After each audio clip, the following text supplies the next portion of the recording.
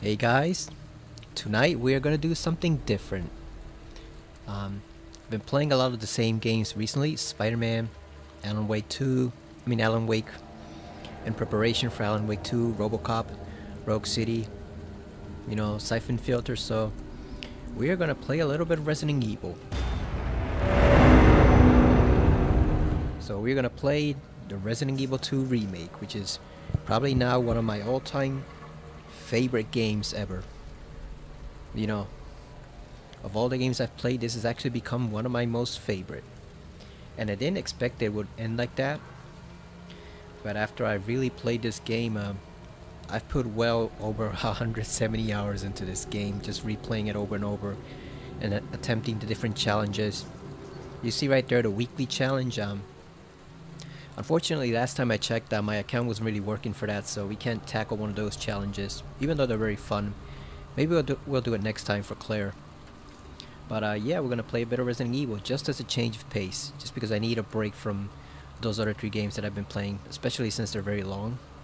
Now, I do have a whole bunch of videos for the prior Resident Evil 2 playthrough that I was uploading, which I have yet to upload onto YouTube. I've got to start putting those videos up, even though they're probably like 3 years old now, but I still want to put them up just as references, just for reference sake, just so you can compare your feelings about the game then compared to the game now. So this is going to involve a lot of me reminiscing about the old Resident Evil 2 and how it compares to this game now that I've gotten quite a fair amount of experience with it. So warning, there will be spoilers plenty even from the beginning. So this is not a playthrough that you're looking for if you're wanting to play the game the first time. Like, obviously I recommend you play it yourself, but if for whatever reason you can't play this, because maybe you don't have the right system, or you're just scared of horror games, because I know they can get some people pretty shook up. This is not the video for you. Like, if you want to see a first time playthrough where just going to completely blind, you should probably check out those videos. This is just for us to compare and contrast how far Resident Evil has come, especially since I listened to the audio.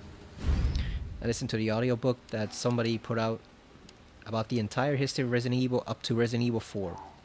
They didn't go past 4, but they did cover the first 4 games. So we're gonna do a new game. We're not gonna use any of the bonus weapons. That's not my thing. We're gonna pretend it's a brand new game. Oh, first, before that, let's check the costume. Let's see what I have equipped.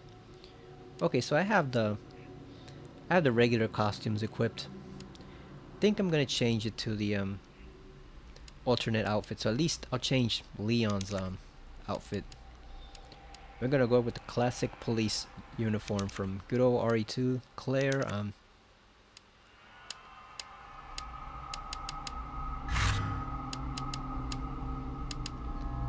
hey, where's our Elsa Walker costume? I had it on the PS4. I don't have it on the PS5 for some reason. I have to look into that. Yeah, what happened to that costume? Oh well, I guess alternate outfits it is, because I don't know what happened to the Elsa Walker costume, so we'll stick with that for now. Maybe it didn't transfer over from the PS5. Maybe I gotta buy it again. So I'll look into that, but yeah, we're gonna start as if it's a brand new game. So we're gonna do Leon A, which is everybody's favorite, right? Everybody always starts with Leon A. Even though in the original game the best combination is actually Claire A, Leon B, but everybody always starts with Leon, right? And we have the 3 difficulties. We're gonna do hardcore. Oh yeah, let's test ourselves. Let's work in a grind, since I haven't played this game in several months, so let's go with hardcore. I know there's no autosave in hardcore. I know that already, game. Raccoon City. Damn, they already took away the epilogue. I mean the intro. Oh, I believe you, buddy. I believe you. Just tell us a story. That's one juicy hamburger. Look at that. Last Friday Looks night, gross. I was walking home from the bar. This woman started coming towards me. She was staggering, you know? That's a fairly fine beard, though. Whoa. Okay, tell us, be honest. PS5 rendering's really putting in work. No, man, I barely had a buzz on. Oh, come on. Look, just listen, all right? That actually looks like a Juicy Lucy, which is a hamburger that is filled with cheese on the inside. It's not just a piece of cheese on the outside like regular hamburgers. It's actually filled entire meat with cheese. And I forget where it's from. Sounds like my wife. I've never seen anything like it. I haven't been able to sleep since that night. All right, calm down, buddy. Calm down. Just, hey, you gotta stay strong. I forget where it's from. I think it's not Ohio, is it? I know there's a particular state that does Juicy Lucy's. Oh, I never noticed he had an earring before. That's new to me. Just getting good. He also does look a bit like Travis Brady from Silent Hill Origins. I always thought it looked very similar to that. So yeah, they're both truckers, but it's more than that. Like, he has pretty much the same type of clothes and everything, so...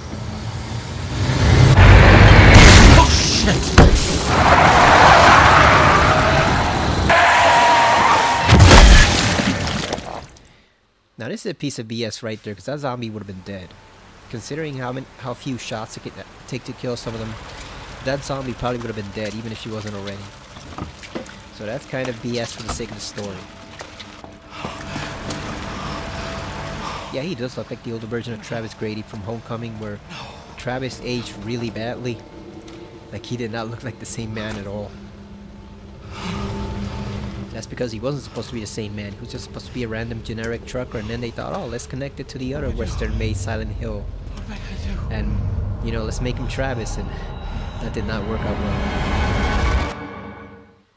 She's still alive.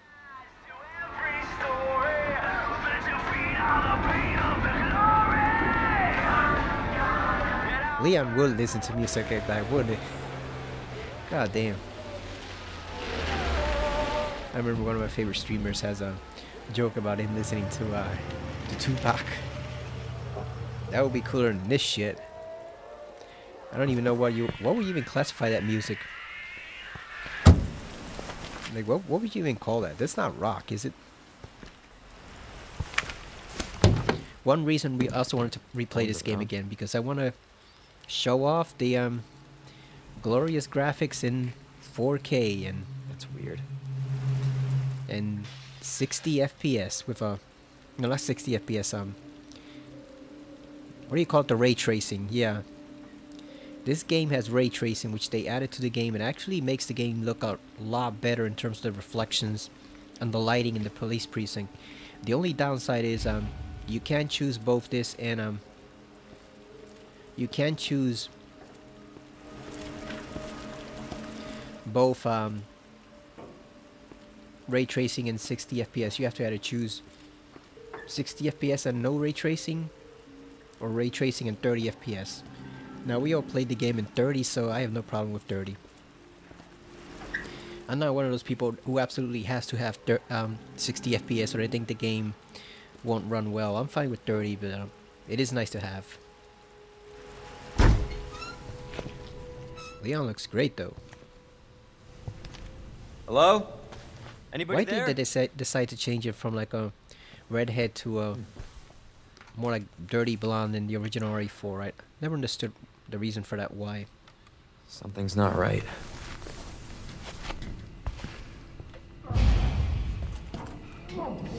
Herb ice cream. That always made me quite amused.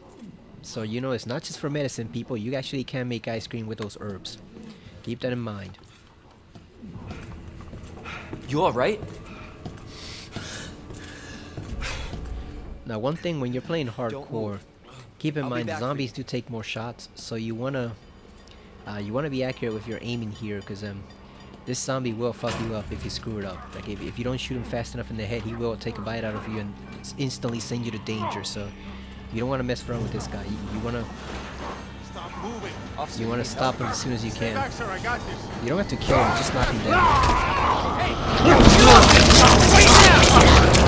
Oh, look at that juicy tendon. The ragu. Oh, look, looks like a tongue. Looks like Venom's tongue. Freeze! Help! Shoot! Shoot, Leon. What the? God damn, fall down already. You don't even have a face. There we go. Leon, grab that freaking key before it gets up again. Oh shit, here he comes again.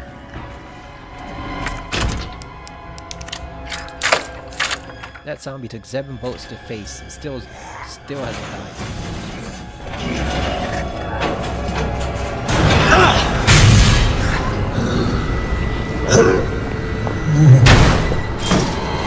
Don't shoot! Get down!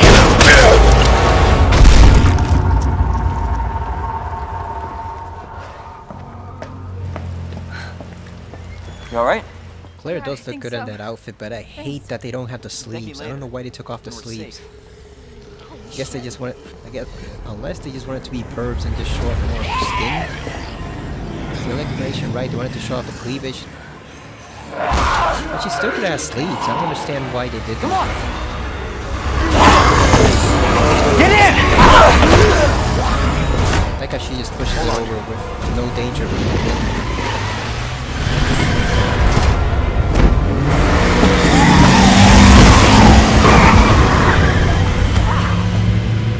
Now, if you were in this situation, would you really proceed into town, or would you just drive away and mind your own fucking business? Hopefully they'll have some answers. I'd probably turn right back and just drive the hell out Wait, of you're there. a cop?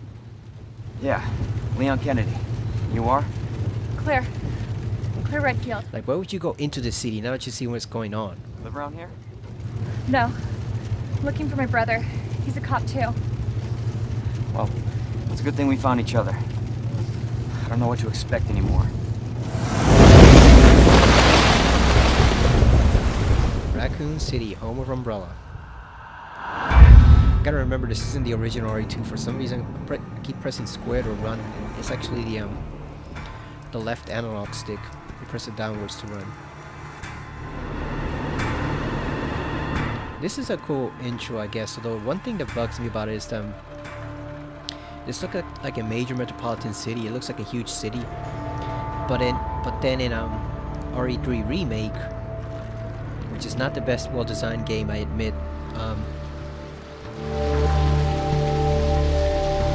What's his name? Mikhail says there's only 100,000 civilians in the city. So how can you have a city this big and there's only 100,000 people in it? That makes no sense. Like, it seems to me like they wanted to modernize the look of the city. You know, like a modern metropolitan city, but at the same time they still wanted to keep that small town feeling. But it just results kind of odd. You know, it's just an odd situation that such a large city would not have a larger population than it does. Unless Mikhail's just wrong. But somehow I don't think so. You were advised to take shelter at the Raccoon City police station. Like, that's a pretty small population for a city of this size, 100,000. You'd expect it would be like 500,000 or a million. And even those are small cities. Police station's not much farther. They'll know something. Yeah, but what if we're the only ones? What if there's no No, survivors? there's survivors. It's a big city. There has to be. I mean, you could have survived easily if you just turned right back around and drove away, Leon. Then we wouldn't have a game, true, but still. See, like, it even has its own elevated subway line. Looks like we're walking from here. So it seems like something where you should change the lore. Like, the bigger you make the place, you should increase the population to make sure it fits More the like setting running. that you're playing in. Yeah, good call. Leon, you gotta back up.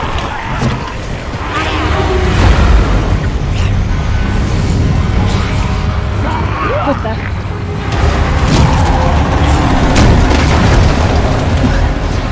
Oh, he's just holding on. Holy shit. There, get out. Get out now!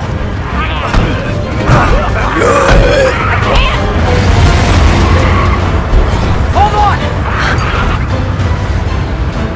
Now he's gone.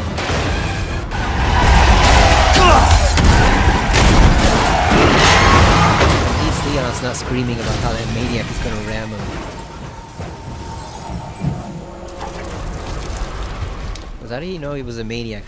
Why did he assume the guy was crazy? He could have just lost control of his vehicle. Or been drunk or something.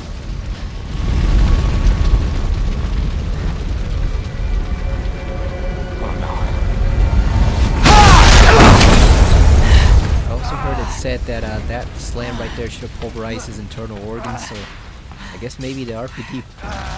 Well, he was wearing regular clothes normally. I guess here the RPD uniform protected him. Yeah! I'm alright! How about you? Oh, look at that rain effect. That's nice. Nice and slow. Can't stay here, it's not safe! Go on ahead! I'll meet you at the station! I'll be there!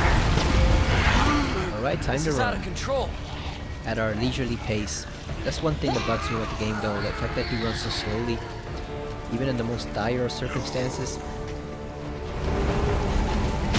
So we are not using the classic soundtrack. Even though I prefer the classic soundtrack, It's everybody. we're not using it because They've all turned. we want it to be like if I want it to be like if we're playing the game for the first time. There it I is. also think I might have to The station. up the brightness a bit because it's kind of dark. That's fine for me on the screen, but you guys might have a bit might have a bit of a difficult time with it. Let's get inside first though. Then we can adjust it.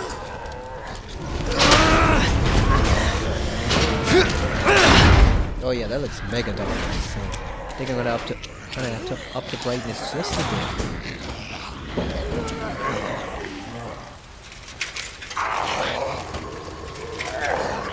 Remember when they made the upgrade to the RE2 demo, where when you went up to this gate or this boarded up area right here, you could hear Nemesis scream. That was a cool moment, and it got us all hyped for the for what awaited us with RE3 Remake. If only we had known how it was gonna be, right? If only we had known Hello? it was Is gonna anybody be this here? frickin' lame. So we no longer need this key. We can discard that. Got an ink ribbon. Those are important.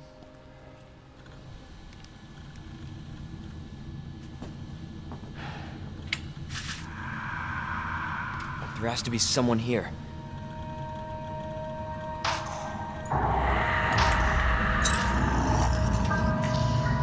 Not good.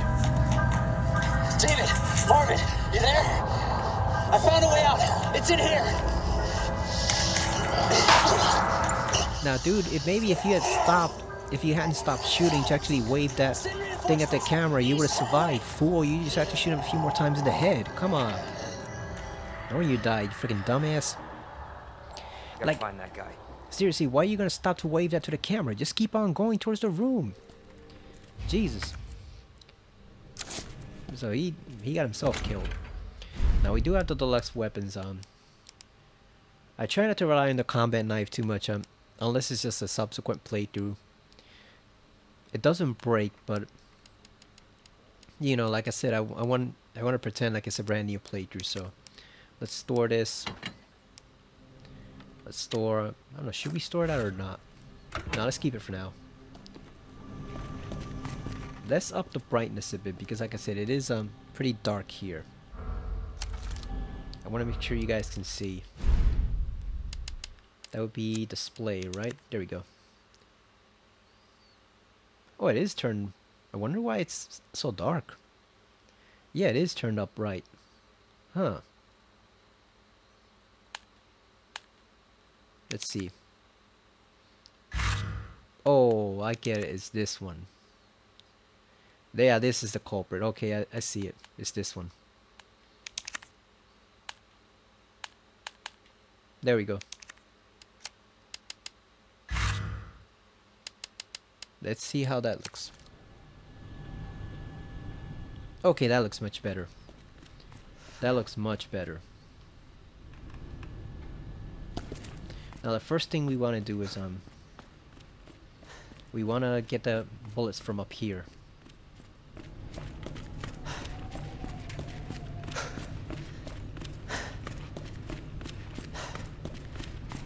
It just saves you time, and that way you have some ammo to use. Because you don't want to risk running out of ammo in that hallway downstairs, and then you're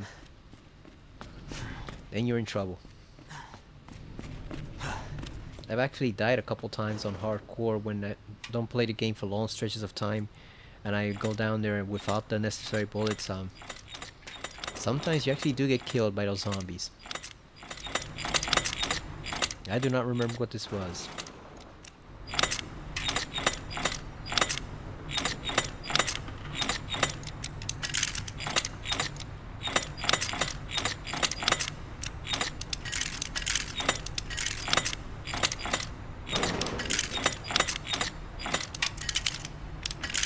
Never mind. I'm sure Marvin will give us the paper for it in a bit. Never mind. We don't have to look that up ourselves. Now the game does look gorgeous with the higher resolution turned on. The ray tracing, you can see there. You can actually see the little details in the packages and stuff. One thing you'll notice, the glare, if you're seeing it, is gone now. Thanks to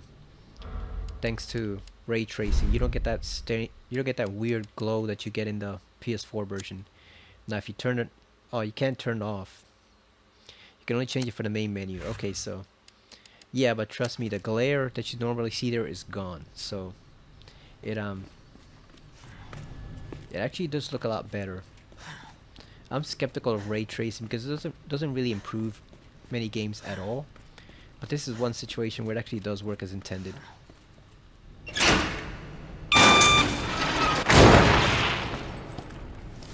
Yeah, it actually does make the game look a lot better. A whole lot better. It's just a shame that the PS5 apparently can't handle ray tracing and 60 FPS. We'll actually do a little trick for 60 FPS when we go to fight Birkin, because believe it or not, the frame rate actually affects how effective your knife is against him. So if you got 60 FPS, you can really take a huge chunk of damage right out of him using just the knife. So when we go to fight Birkin, well,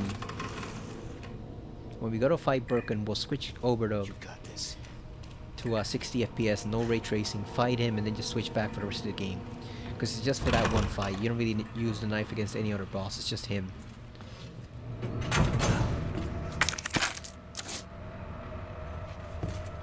Got some bullets. Let's reload.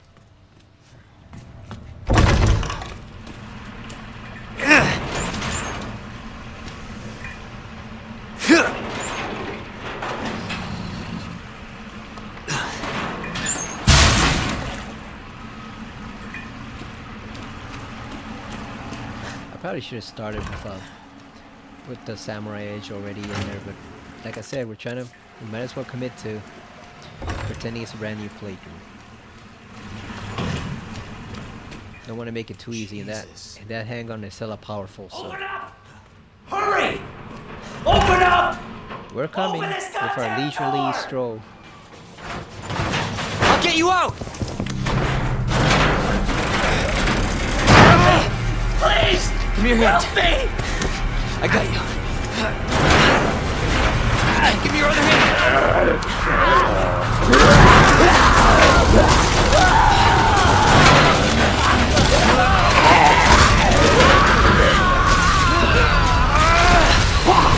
Oh, he turns to spaghetti.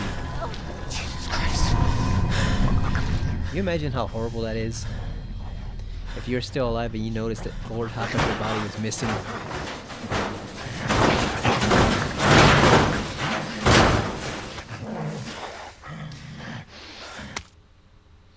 Officer's Notebook. So there we go. We had the two ones. I mean, we had the three drawings for the statues. So that was a lion, arrow, and the bird. Okay. Now this is going to be coming in here. You want to aim for the head for this one, just to knock him down. You don't have to kill him just yet. Just knock him down. Oh, that killed him. Even better. He's dead. We no longer got to bottle with him.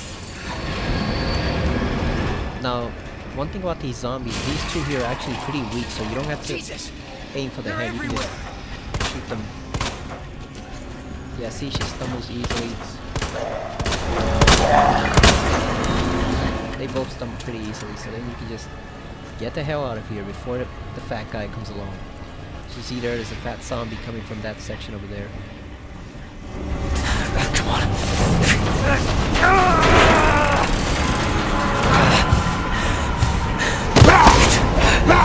God damn it!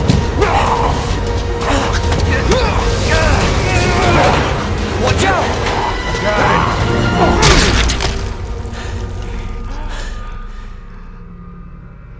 You're safe. Marvin's still looking ashy though. That blood loss is getting to him. Marvin Browner. Leon Kennedy. There was another off strike. I couldn't.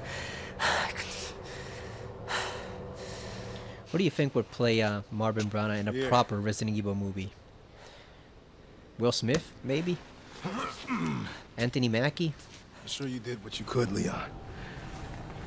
Kind of looks a bit like Anthony Mackie with that goatee.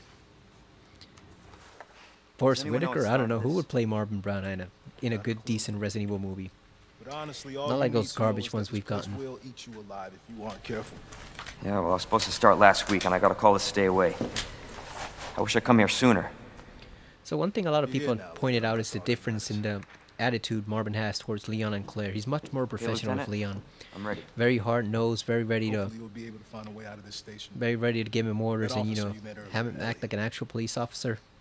He thought this secret passageway might do the Oh, look trick. at that. The Raccoon City was founded in 1969. At least that police This is good department. news. We can get you to a hospital. No, I am not the priority here. Lieutenant, I'm not just gonna leave you here. I'm giving you an order, rookie. You save yourself first. I'd come with you, but I'd just slow you down. Now, Yeah, Brad did him believe this. in the third remake. Can't take him. Stop. So that's the fun fact. That's the same my knife mistake. Leon has in See the one of those things. RE4 remake. So he Uniform keeps it or all not. these years. That's a nice touch. You do not hesitate. You take it out. His beard's looking pretty run. shabby. Got it? Yes, sir. Yeah, and he knows that from experience now. Before it was just general warning, but now that we saw RE3 remake, that he knows that from experience. He hesitated, and that's what cost him. You know, he hesitated, and dumbass Brad bit a chunk out of him, so that was the reason why. Alright, we got the combat knife.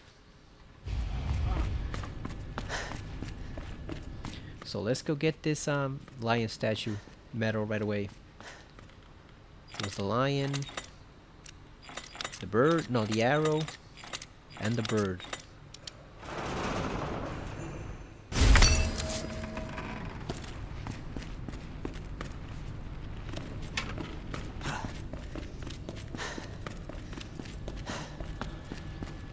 You always want to put him in here as soon as you can to free up space in your inventory, since you do have much more limited space in hardcore than you do in the regular mode. So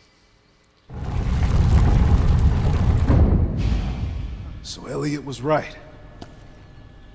Yeah, but the passage isn't open yet. Elliot was an idiot though. He got himself killed. Let's open this up.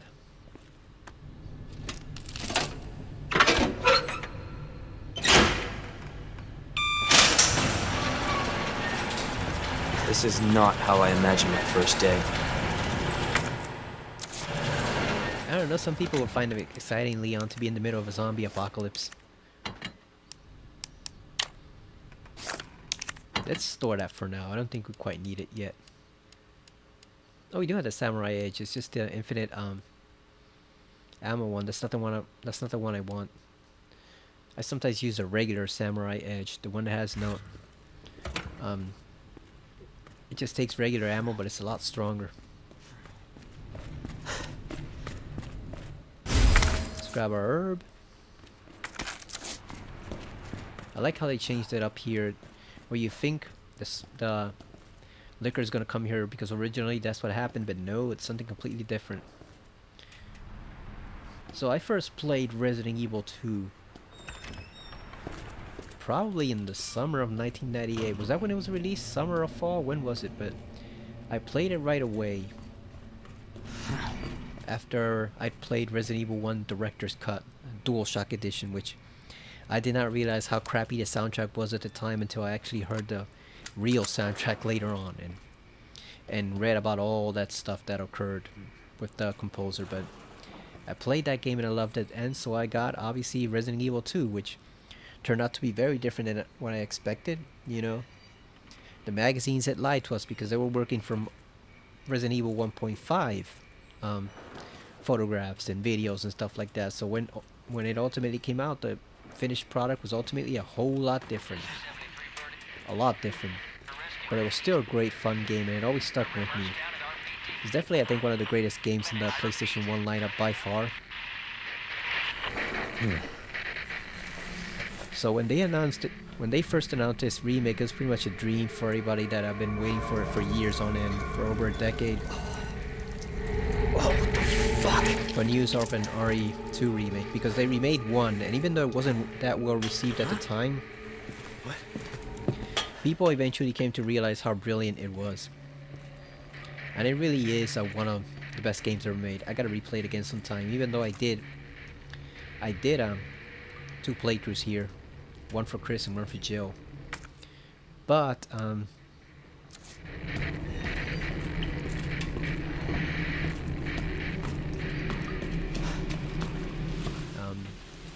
forgot where I was going with that.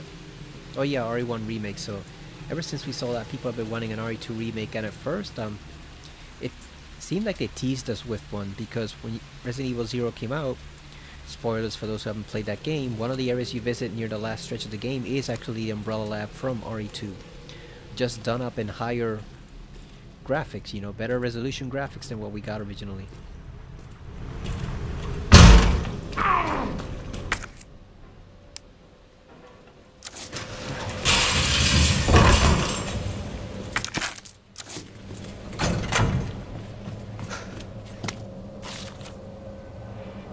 Yeah, I'm not gonna read all that. You can read it yourselves if you want to. Pause the video.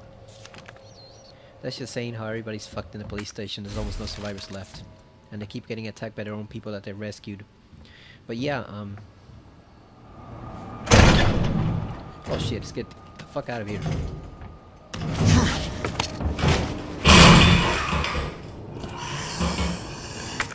So yeah, everybody was expecting in the remake too. It seemed like the next logical conclusion. You know, you could improve the graphics, do everything you couldn't do in the original one because of the PS1 hardware, but then it just never happened. And the reason it never happened is actually quite sad. It's because the first game did not sell well. The first remake, it was on the GameCube, so that partly affected it. People didn't realize what a masterpiece it was, so it kind of suffered in the sales. And so as a result, the planned RE2 remake along with the others were cancelled. It was cancelled outright, which is a shame. Because as you know now, when they finally did get around to remaking it, they changed a lot of things that they wouldn't have changed before. This game is pretty great, but I still wonder what an 1-for-1 remake of RE2 with just the graphics better, you know, just better graphics and better voice acting would have looked like. They could have expanded it a bit like they did for the original RE1, but yeah, I do wonder what it would have looked like, you know.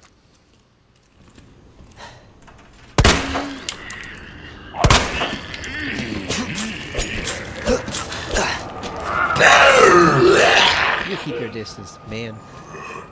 Son of a bitch. So when this game was announced, I'm sure people were hopeful, but they were also probably skeptical because was the game really going to be that great? You know, we'd had a remake. Oh, there he is right there. We had a remake of Metal Gear Solid 1 from Konami, and that shows you exactly what can go wrong with a remake when it's not approached properly.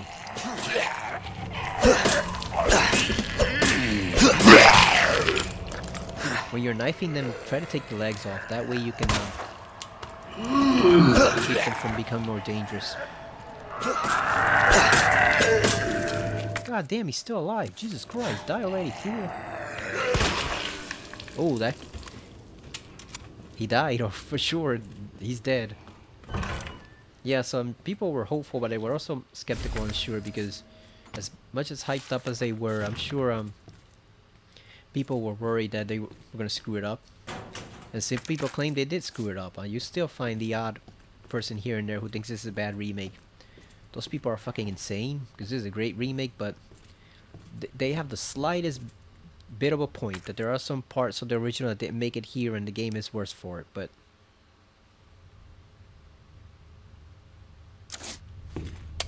I always forget this combination. It's 9, 15, 7 up, but I always have to look it up. I never remember what it is. It's like the safe combination in Silent Hill 2 and the apartment buildings, where I've played the game like 50 times already, and yet I never remember what that combination is. I always have to look it up or look at the actual memo.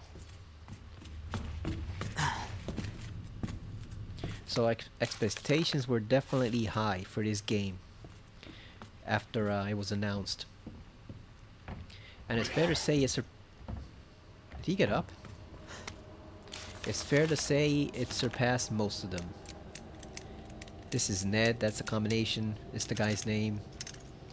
One guy's name, and this one's the other. This one's I always remember it as MRG.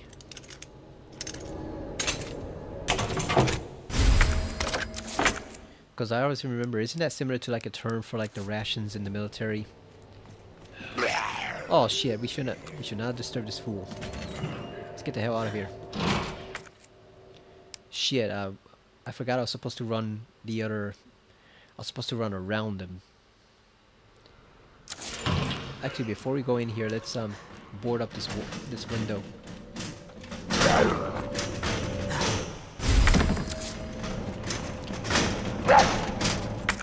You always want to board this one up, since you're going to be coming and going through this place pretty often, so you don't want to leave that one. You don't want to leave that one exposed. That's the first window you should board up. Remember when the lockers in the original RE2 had ammo in there? I mean, not ammo, special costumes in there. You have to get the key from Brad to access it. I was playing that a few weeks ago, but I got derailed because the video for the recording went bad, and I was left with the audio, so I had no way to actually restore it. So I pretty much just have to start over, do the whole game all over again up until that part, and then record the audio again. Basically, I did a script for it, like over the past few weeks. I've been like listening to the video and then recording, jotting down what I said, because I actually pointed out a lot of stuff about the original game that I don't want to forget to point out in the new video, so I have to reconstruct that basically. Thankfully, it's not that big of a section. It was only like 30 minutes long, but that was annoying.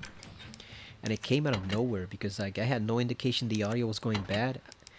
I mean, the video was going bad until I looked at the video to upload it, and I realized it stopped moving on screen. Like, we went into this door animation for the morgue in the police department basement, and it just stayed there and never recovered. So you hear me talking, you hear me fighting the creatures and killing them, but there's no video visible on the screen whatsoever. It's just all blank.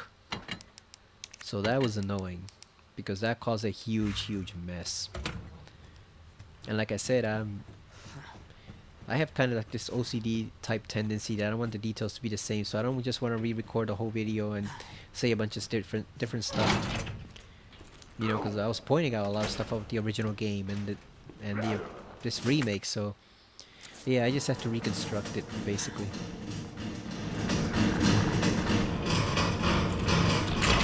Let's try not to get this guy's attention. Hopefully he stays in there.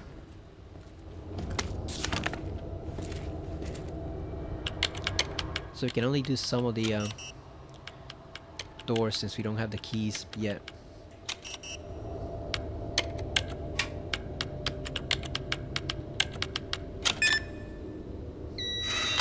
There's a photo. Obviously you can't do any of the second locker keys. I mean second lockers, like the number 2. You can't do that one.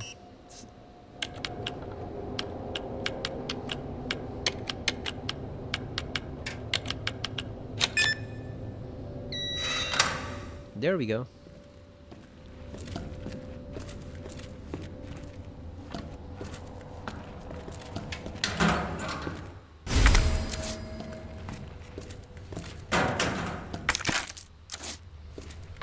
We can't unlock that yet since we need a key card for that. Okay, so he did stay put in the office. That's good. We don't have to deal with him for now. Let's go develop this photo so we can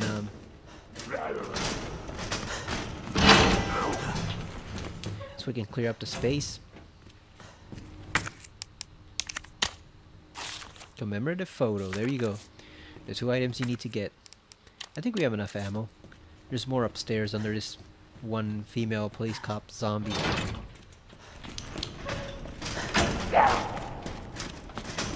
I have a lot of good memories about the original RE2.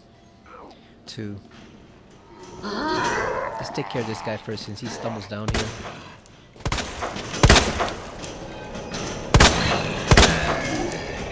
The game also has the adaptive difficulty, so like depending on how you play, it'll either get easier or tougher.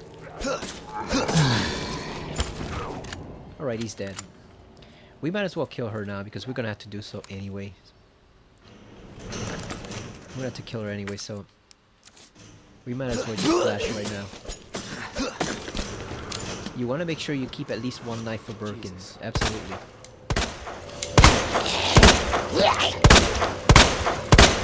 God damn. You don't have a face, lady. Nope, that did not do it. Yeah, you don't want her falling downstairs because then it becomes a problem. She guards the door to save you. So. When they do that last gasp, I think that's when they're dying. That's when they're officially finished off.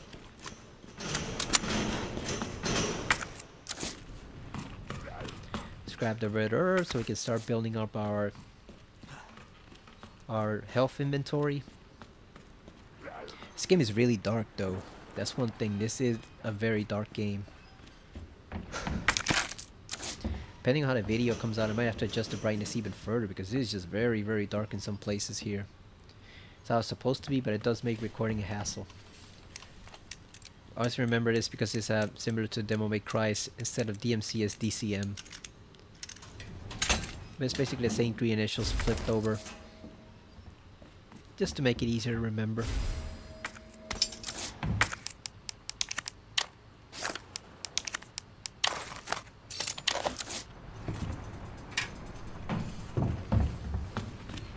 Capcom actually did a deluxe collector's edition for Europe with replicas of those keys, and we got a Leon statue instead.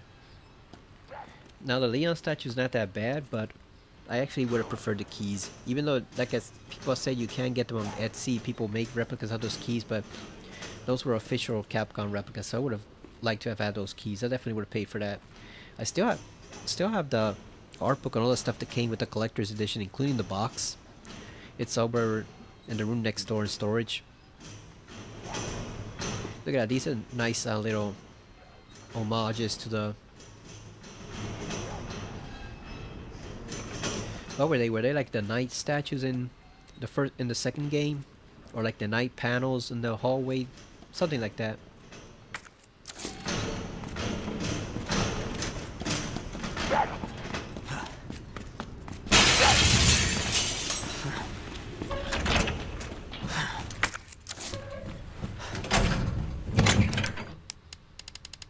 Let's go make a second red and green combination. I always like to store them. You don't need that many of them, but you do want to combine most of the herbs you get. Store this, we don't need that right now. You do need the key, so you want to keep that. Yeah, you want to keep at least one knife for Birkin, because you need to slash him later on. That's an easy way to take a lot of health out of him. Oh yeah, we can still go in here and get the shotgun ammo. You don't want to open this door because there's a corpse in there. He doesn't get up and bite you, but it's supposed to be a jump scare.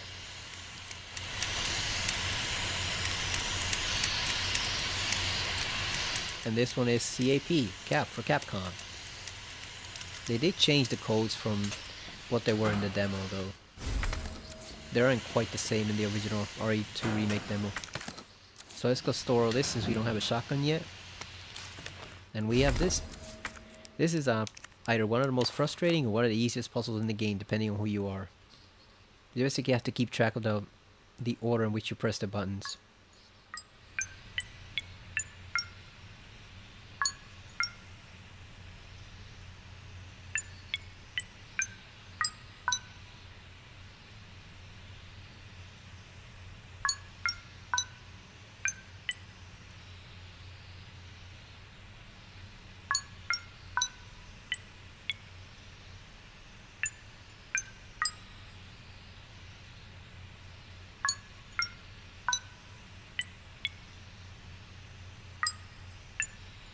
It helps if you keep pressing them, like after you figure out which one goes where, you keep pressing the bigger sequence. That way you never lose track of the numbers and what each button represents.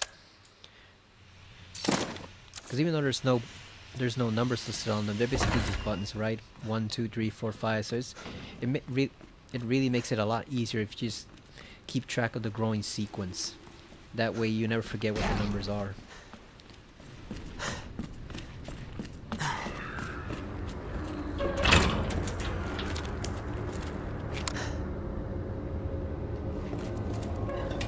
I always put 3 first, because let's see what's in 3. Oh yeah, that's a knife. We definitely need that for Birkin. So I always put 3 first, because you can get the stuff for 2 later on.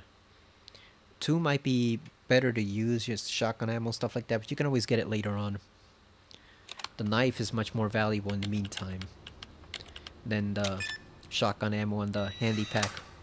Like the side pack that you get from there to increase your inventory space.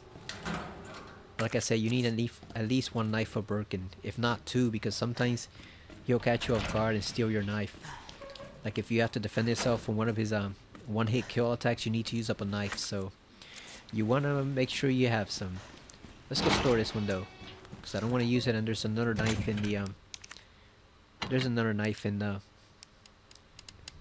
in the library. Store this too. We don't need shotgun shells right now.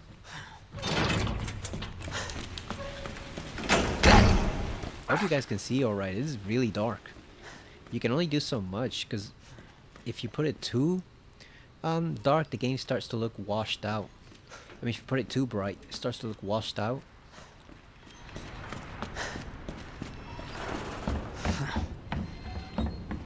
Like for the Silent Hill games, I can try to adjust the brightness on my laptop screen, because that's playing directly from the laptop. But for this, where it's recording from the PS5, I don't think it's going to do any good. I think we just stuck with it. It's just a very, very dark game. But thankfully, not all the areas are dark. So see, like even this one is slightly better lit than the other ones. What in the? Did you guys like the way they did the liquors here? I think they did them pretty well. I can't believe they're actually considering taking the liquors out. They were going to eliminate them in favor of like this police officer zombie, or like these zombies with like the liquor heads that just wander around and I guess try to kill you with that lance tongue. I can't believe they were considering removing the liquors. That definitely would have pissed people off. That would have been sacrilege. I still laughed at Lord Vash thought this was Harriet Tubman.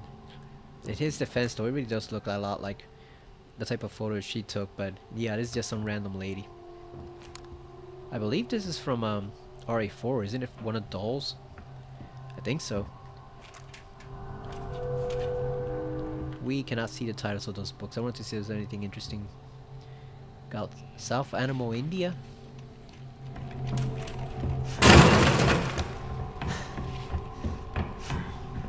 This is a really well done game though. Like this is, I think if you're gonna do action horror, this is pretty much like the example of what action horror should be like.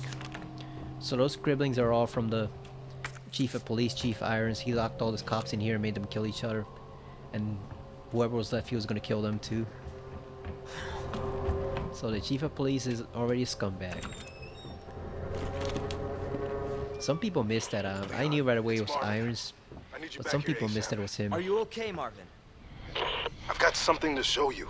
It's important. Copy that. I'll be right there. Now, word of caution, I forget which one it is that has the breakable floor. I think it might be this one over here. You do not want to break that floor, because it will alert all the zombies and they will all come after you. Like, see, they already spot you from here.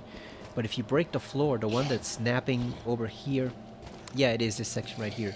You want to avoid that because it will startle him, and right now you do not have enough handgun bullets to kill all of them, so you definitely want to avoid startling this guy unless it's absolutely necessary. Which it is not, so just leave him alone for now. You don't want to fire in that direction either, you want to wait for her to come to you. It might take a while since she stumbles over here like she's drunk, but you want to wait for her to come to you. Don't...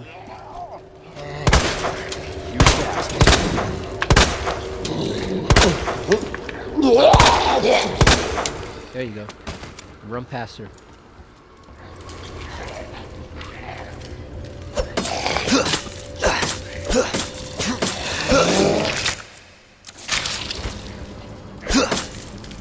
I do like that the knives have a meter on them as a way to keep track of their health. You know, that way you know when a knife is about to go, you can easily switch, or you can decide to sacrifice it. Like, one great use of the knives that are about to expire is actually down in the sewers, where you have the geodolts. If you know a knife is about to expire, you can easily just sacrifice one for to get them off your back. When they grab you, the knife works just as well as a grenade. That way you save some grenades for the more difficult parts and you still get them off your back. Let's what was the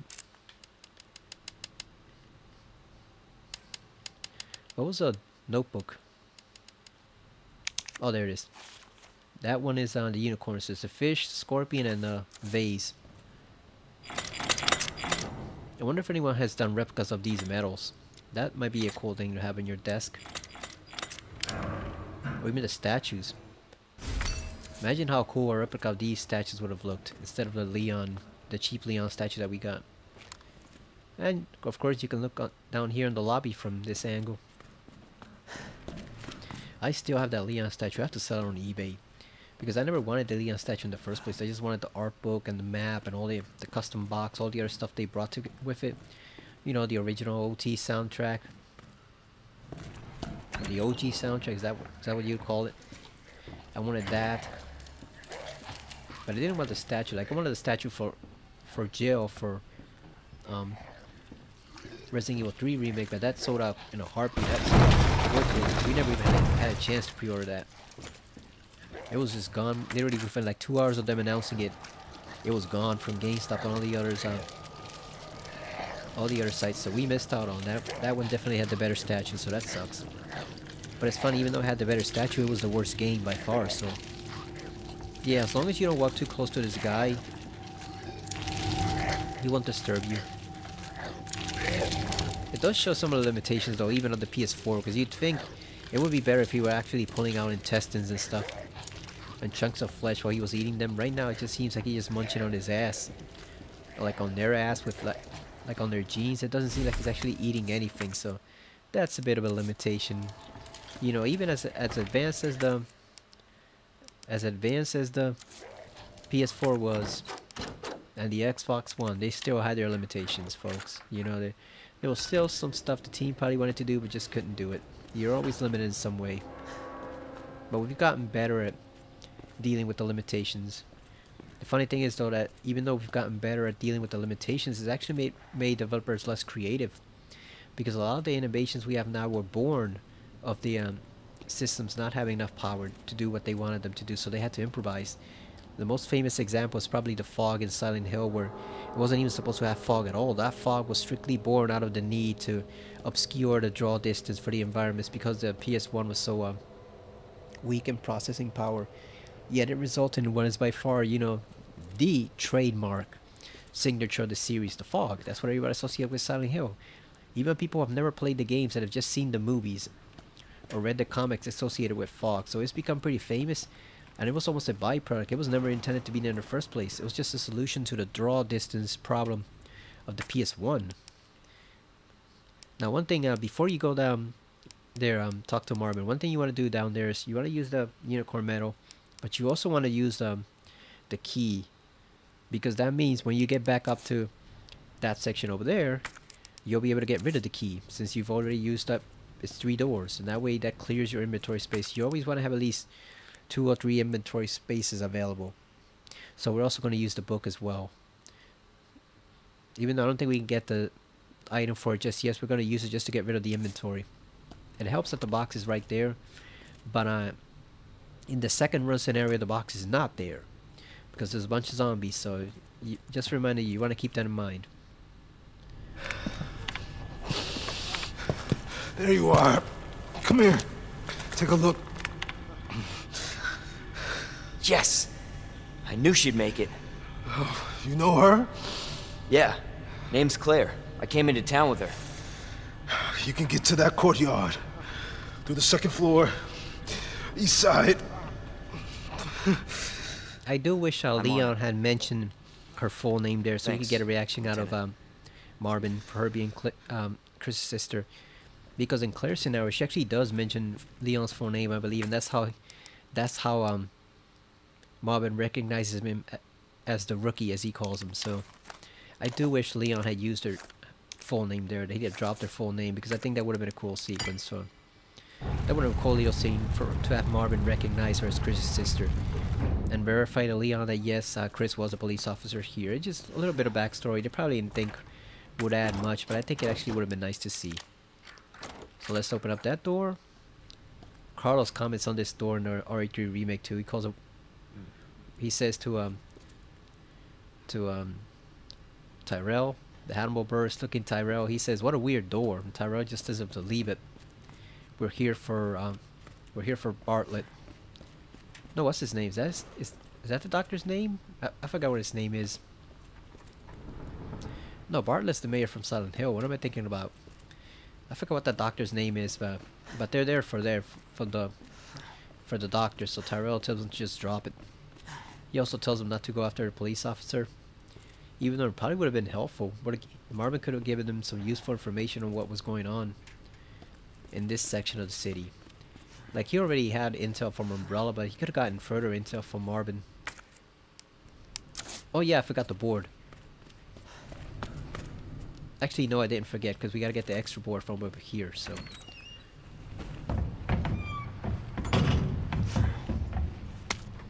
So this is just explaining how the police station was founded in a museum. This is a former museum, that's why everything looks so old-fashioned. I actually prefer the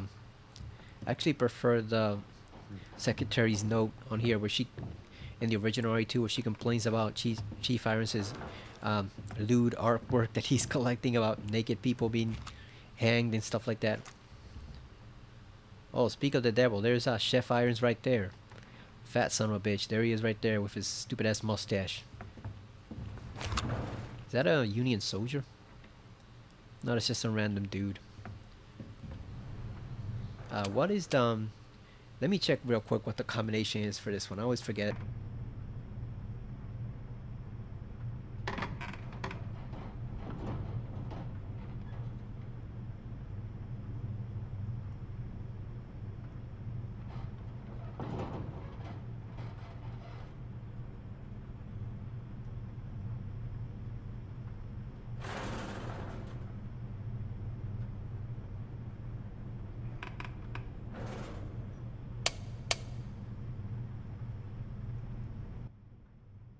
Right, I'm back. It is 6211. That's the combination for this safe.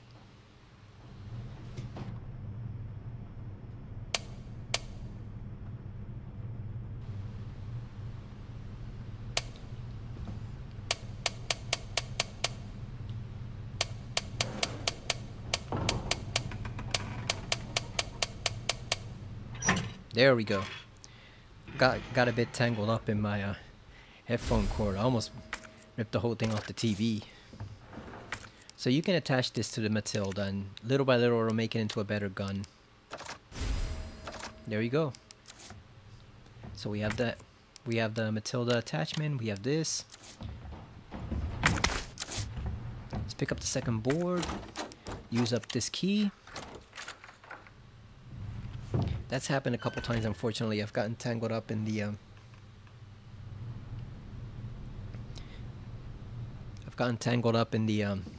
headphone cord, or like the cord from the microphone, and just made a mess when things fell down off the table I'm using. Let's get this extra board. We can discard the key. And we can also go into here because we have the. Oh, there's a key card that we need for the armory downstairs. You need the book and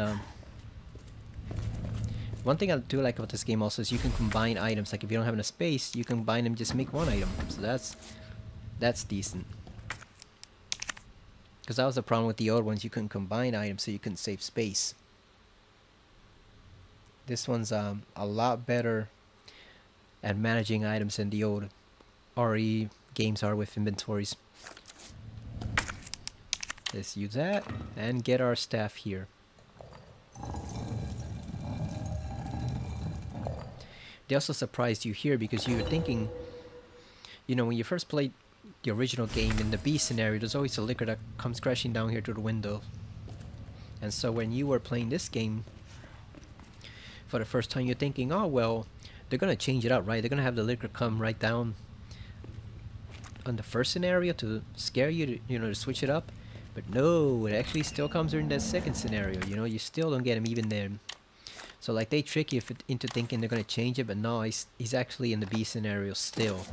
It's still in the exact same spot. Still in the same exact place. When you go to grab that item in the B scenario, he just comes flying right through the window. So they changed some things, like where you first met the lickers, but then other things that other things that you thought they were going to change, they actually kept the same, which is a nice way to throw people off track. We don't need these two so far. Do we need the knife or not? I don't think we need this. That's fine. We don't need that. We're going to use up the 2 boards. So, and the reason you want to board this up is because you're going to be coming back here to this area as Leon. Like for Claire, Claire doesn't care, because like for Claire, you're not going to come back to this area. Once you pass this section in Claire's playthrough for the first time, you're pretty much free of this area. You don't have to waste any time boarding up the windows or the bullet. I mean, yeah, boarding up the windows or stuff like that to prevent the zombies from getting in, because you're never coming back here. She enters the heart room. She enters the heart key room from the back, so you don't need to worry about that. But for Leon, you pass through this hallway a lot, and then at one point you even had to run from Mr. X. So you really don't want to come here, have this hallway just be full of zombies and lickers and who knows what. You want to board it up right away.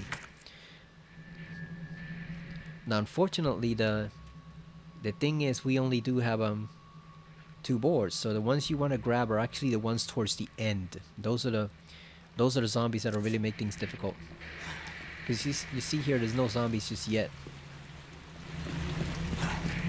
So you want to board up this one and the other one.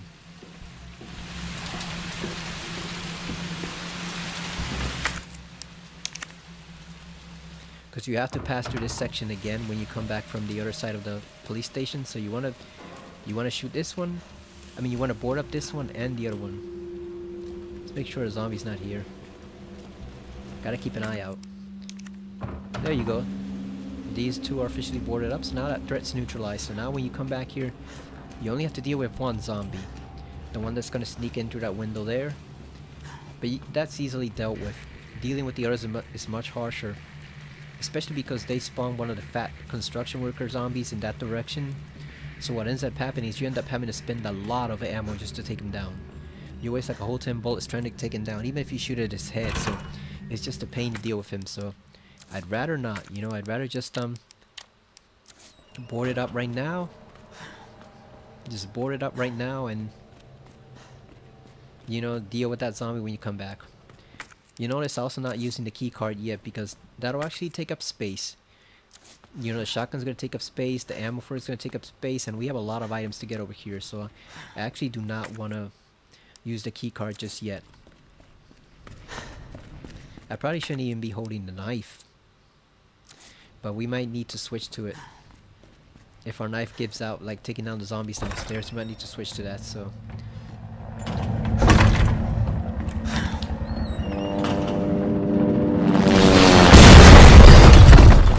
Game did do wrong compared with the original games. They never do explain the reason for that helicopter crash and why that is. Why does the damn thing crash? They never explain that.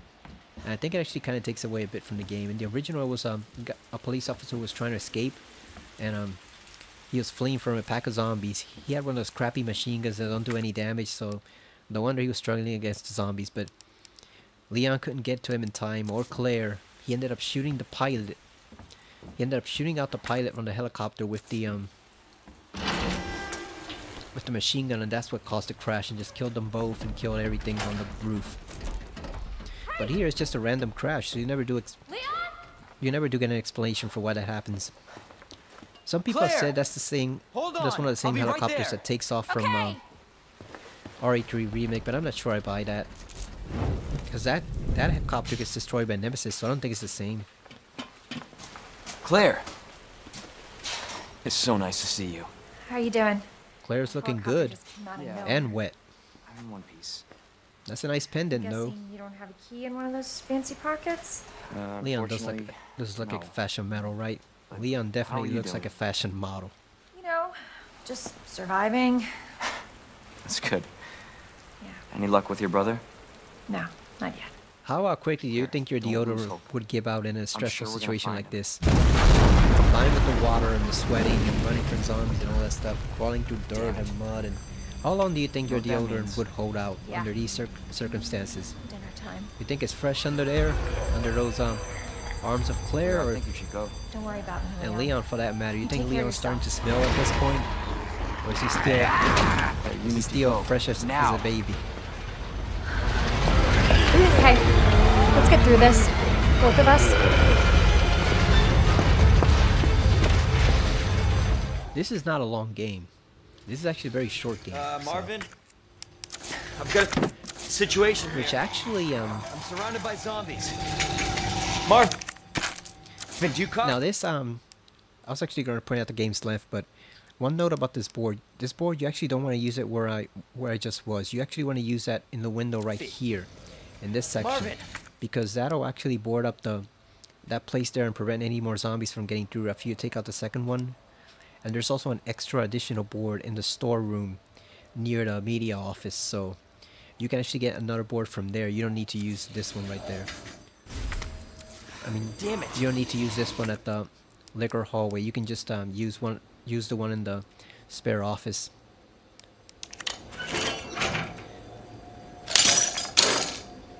And we got the cutting tool, aka the bolt cutter. That bolt cutter now has to be in every Resident Evil game, right? Like, it is. I've never seen a Resident Evil game since RE7 that doesn't have this damn bolt cutter in it. Like, Capcom loves their bolt cutter for some reason. I don't know why, but for whatever reason they love that particular item. Oh, what the hell? It's like freaking. Oh, he's still alive. It's like the freaking cranks in the original game where Jill points out in Lost in Nightmares, the DLC for RE5. Chris points out Spencer's obsession with cranks, and Jill just says he's a man of refined taste. Yeah, that's one way to put it, Jill. So he's still alive.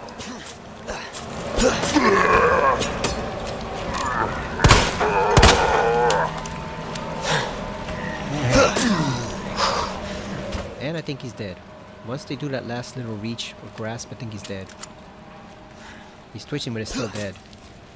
This is the game conflicting with the lying body on the floor. So you want to use this one here.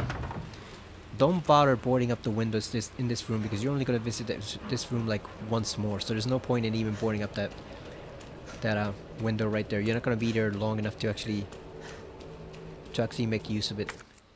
There is a zombie here. You want to be careful with that one. Here he comes. It's a fat boy zombie too, so he's got some meat on him. Ah, shit! Run, Leon, don't let fat boy. Oh, damn. Busted his entire melon. Well, he ain't coming back from the dead again. Look at that. That dome is gone. See you later, fat boy. Take that. See, this is the extra board, so now you don't need to use the other one for the liquor hallway. You can just use this one.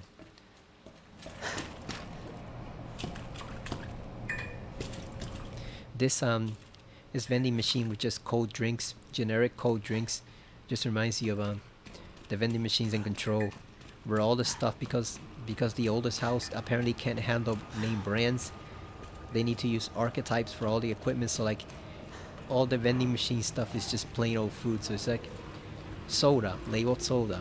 You know, it's nachos, labeled nachos. Fries, labeled fries. There's nothing that has any type of unique association with it. Everything has to be as bland as it can possibly be for the oldest house to accept it, or else it literally won't accept the equipment or the food and stuff like that. They have to keep things as bland as humanly possible. So imagine working in that type of environment. Shit, there's a dude somewhere. Oh shit, he's right near the door. Let's get up here. I don't want to deal with him in there. Imagine going to work and you try to get like a muffin from the vending machine and it's just a plain brand muffin. No brand name, no brand name, no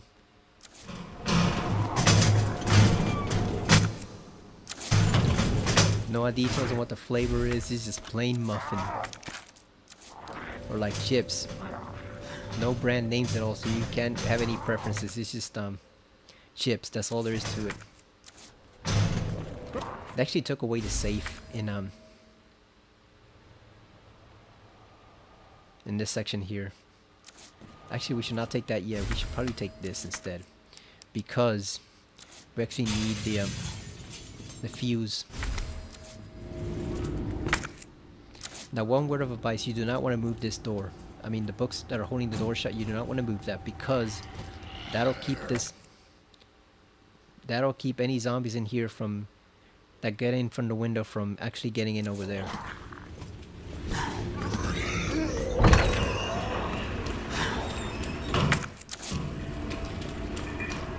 Because zombies are not smart, they can't unlock doors, so if you keep him in there, he's trapped in there forever essentially. You don't even have to waste the ammo to kill him if you don't want to.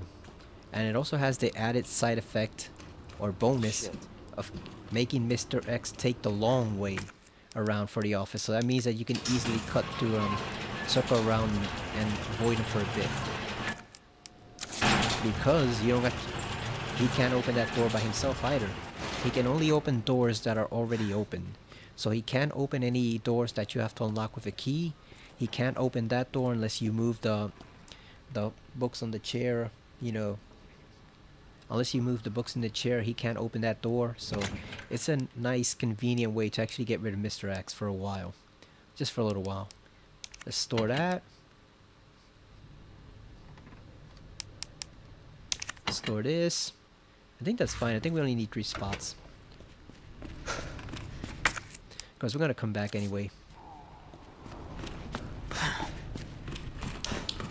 So I was watching Dune a few hours ago. The movie from 2021, in preparation for Dune Part 2, which is releasing in like a month. It was pretty good.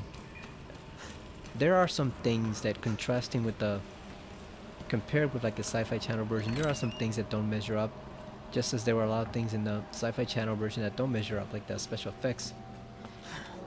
The hell is he? Oh yeah, it's by the door. Look at that dumbass. So as long as we move quietly, we won't disturb him.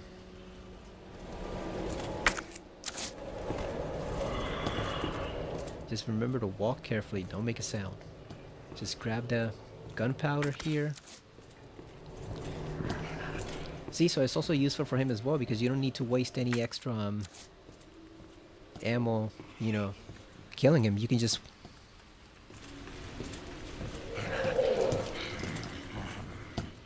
walk on by him. He will never lift a rotten finger against you. He's just standing there staring at the door like a dumbass, or like a dog waiting for his master. So it's a nice, easy way to actually avoid having to use any resources to kill him. Just leave him there at the door. He can't move that chair by himself, so that door will never unlock. And he doesn't go back the way you came in. He rarely exits that door. I've seen him do it once or twice, but he rarely moves from that spot. So as long as you keep that door locked, he's basically stuck there, so you're safe. You don't have to waste any ammo to actually kill him.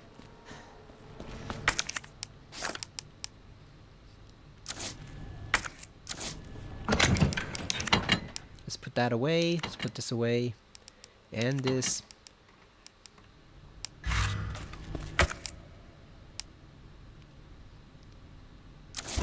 I think once you head this way, the zombie that was in the office will come after you, but then that's when we pull out the shotgun and just blow him away. See, you already see a guy there. You can see him faintly in the shadows. There he is right there. But that's the only zombie that's gonna get through the window. None of the others can get in because you already boarded everything else. Jesus. You get a lot of handgun ammo in this game if you use it wisely. Now if you get stuck in a jam, that's when things can turn a little dicey, but if you know how to manage your handgun ammo, there's a lot of it in this game. You bastard! Oh damn, he's definitely dead. He's mega dead. Yeah, so now let's just board this up. I said board it up, Leon. And there you go, this hallway is now completely safe. You might as well knock down this guy. Just because. Oh, his head split open like a pumpkin. Yeah, you do have to come back here for this door. But at least that way, the only thing you'll have here is just a liquor or two. You won't have the zombies, because look at that. They're all boarded here. They can't get through. And that one, the big boy zombie there, can't get through this one either. Oh no, this is the lady zombie. I think the big boy zombie is in Carlos's playthrough in RE3 Remake. But either way, it keeps the zombies out so they can't get in. So now you can use this here.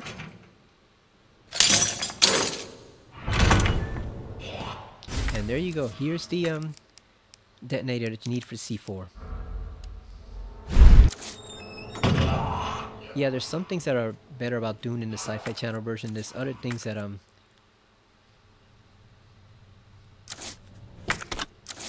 there's other things that are better in this version, obviously because of a much higher budget. Like the acting is probably a top notch.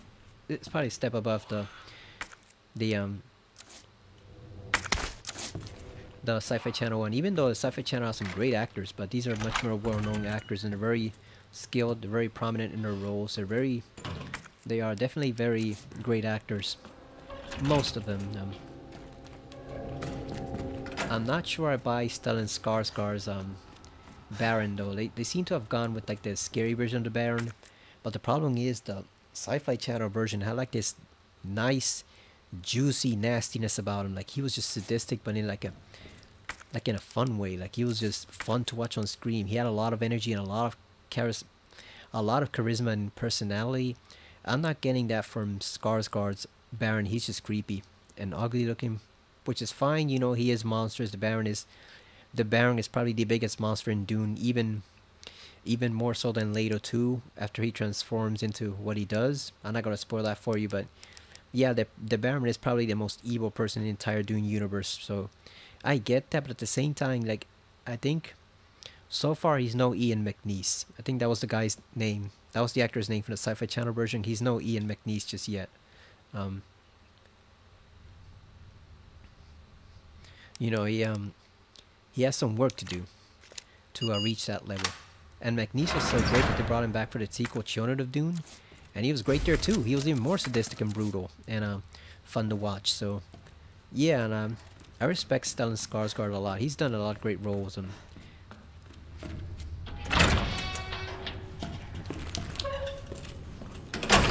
Was he the physicist in Thor, or was that Alexander Skarsgård, or no? Was it Stellan? It was Stellan Skarsgård, right? In Thor, it was him.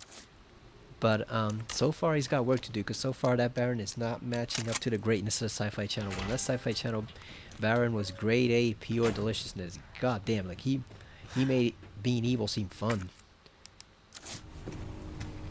And he had those great, wonderful little lines that he would throw out that were just perfect for his character and so delicious to hear. Like my favorite one was the one that he said to one of his aides when he was confronting the doctor who was trying to confront him.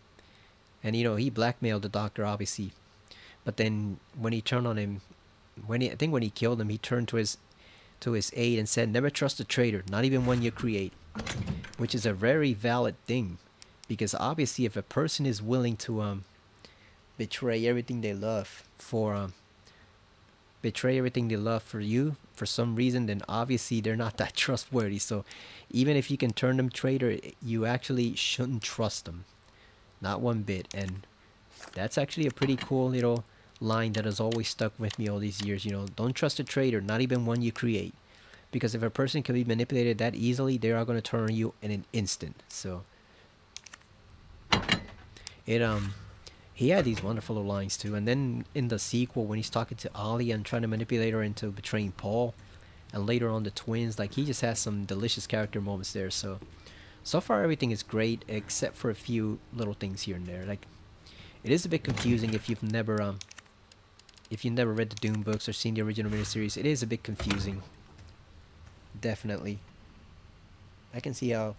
I was watching a reaction to it from two of my favorite reactors, which is like this nice, not old, but like middle-aged married couple, who actually take time to also like give their thoughts, and it's not just like the typical reaction of screaming and nonsense that some guys do on there. Like, it's genuinely thoughtful, insightful analysis of the films. But I can see, like, especially the wife was getting a bit confused because her father had read Dune but she hadn't, so it is very easy to get confused there, with some of the stuff that's going on. But even so, the movie still finds a way to explain it to you. They still find ways to explain it to you. But it can be a little confusing. Which one should we do? Let's do this one. Let's do Leon Harcourt here. Let's just get rid of this. There we go. Yeah, the other thing is, Oscar Isaac actually made a pretty great Duke. He was much better than William Hurt was in the sci-fi miniseries. Like critics said at the time, Hurt sleepwalked his way through the role. Like, he just seemed like he was on, what's that medicine, Ambien or something like that. He just seemed like he was dead on his feet, which is unusual for him since he was a high caliber actor.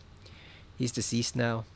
He passed away sometime last year, but he is a high caliber actor and he usually gives it his all, and you'd think he would have sunk his teeth into a meaty script like that for Dune, because even though it's a low budget miniseries, that script was actually pretty well written. It had a lot of great material for him there to chew on. He just couldn't connect with the character, I guess. It just wasn't for him. But Oscar Isaac does a great job. Timothée Chalamet also does a great job as Paul. I can see why people might prefer this version over Alec Newman, because he does look 15 here. Alec Newman looked way older. Paul actually looks his age here, and you can see him growing from like a scrawny adolescent young man to this powerful leader of men pretty soon. So I'll talk more about it next time, but overall it is a pretty good movie. If you're expecting some non-stop action epic, it's not for you. But if you're expecting more like a thoughtful, introspective adaptation of the books, I think this is pretty well done. I think it's probably as good as it gets, minus a few details here or there. It has flaws, but it's definitely a great effort by people who obviously love the Dune franchise. So I definitely recommend you go see it if you have the patience for it. It's on HBO Max right now. So okay, that is I know I rambled a bit on there, but I'm actually gonna sign off now because I need to record Alan Wake in preparation for Alan Wake 2. So we will continue this probably tomorrow. I'll probably do another video since I like playing this game. Time just passes by when you're playing this. It just breezes by. You don't even notice an hour and a half going on. It's one of those games that once you've been through it enough time, it's very mellow and very relaxing to play, Metal Gear Solid 2 was another game that used to be that for me, and also Silent Hill 2, Silent Hill 3. Like, those games they're games that once you get used to it, you're pretty mellow playing them. It's a nice way to pass the time. You don't have to stress yourself. Your hands almost move on autopilot. Like you're playing the game automatically. You don't even have to think about where you're going. You just know. It's that muscle memory you have from dozens and dozens of playthroughs. So I find it's a very relaxing game to play, and it's definitely a welcome break from the non-stop Spider-Man slash Robocop slash Alan Wake games that I've been playing for like the past month. It's just, I needed a break from those, just a tiny bit, before we once again return to Alan Wake, since I have to play a second one. But yeah, this helped out a lot, so it helped out a lot, and I think, as I said, I will pick this up again. Maybe I'll give it a second try tomorrow, depending on what else I have to do. But it definitely is a game you can complete in 2 or 3 sittings. It's not a long game. Oh, that's, before I forget, that was the point I wanted to make about long games, that some people complain nowadays, oh, if you're gonna pay $70 for a game, you gotta give me 60 to 80 hours of gameplay, or you gotta give me 20 hours minimum, but the game is not worth it, or you know, we should only pay for the game per hour. So if a game is 10 hours, if the game is 10 hours long, we should only pay $10 for the game, which is stupid. It's ridiculous bullshit. But yeah, this game is a prime example of the notion that you don't need to have a long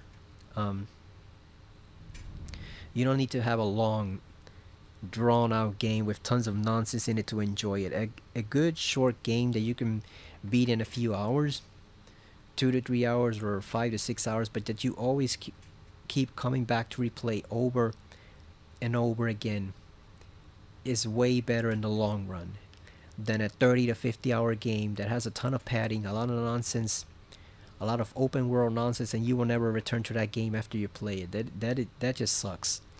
Something like this is a lot better because it's only going to take you 2 or 3 hours to beat, but at the same time, it's very relaxing, it's very fun, and it never gets old. It never gets boring, it never gets stale. This game never gets to the point where you say, oh, I don't want to play this shit anymore, as you do with a lot of other games nowadays. And it never gets to the point of some open world games like Metal Gear Solid 5, where you're just wandering around the open, vast environment, nothing to do, no side missions to do, no collectibles, no nothing, and you're just, why am I playing this? You're just like, why am I playing this game? Just wandering around this desert in Afghanistan or South Africa or wherever you are, and you know there's nothing to do. It's just an empty open world with no side missions or anything like that. That's the worst type of game. And Kojima tried to do it well, but it didn't quite work out, you know. He still suffered from the same open world flaws that a lot of other games have. But I'd rather have something like this, not just from Capcom, but also from other developers. I'd rather have something like this that gives me a few hours worth of entertainment that I can enjoy forever, over and over again, as opposed to some long drawn out 50-hour Assassin's Creed game that has 25 hours worth of filler and I'm never going to touch again after the first playthrough. You know, after the original playthrough I'm done and I'm never going to play the damn thing again. I'd rather have much more of this. And I think the gaming industry overall would be in a lot better place if more companies had the perception that Capcom had with this game, to just make it short but fun and always enjoyable to replay. It never gets old. So we will definitely be playing more of this. And I see now my controller for the PS5 is fully charged. It was near empty, so that was one other reason why I was playing this. I wanted to just sit back and relax while recharging that controller, you know, because the Spider-Man controller actually has a good battery life compared to the regular PS5 controller, which is shit, but it still needs to recharge every now and then. So we will pick this up next time, and then after that, once we're finished with Leon, we'll do Claire's second run playthrough. So thank you for watching, and I will see you again next time on Resident Evil 2 Remake on the PS5. See you later.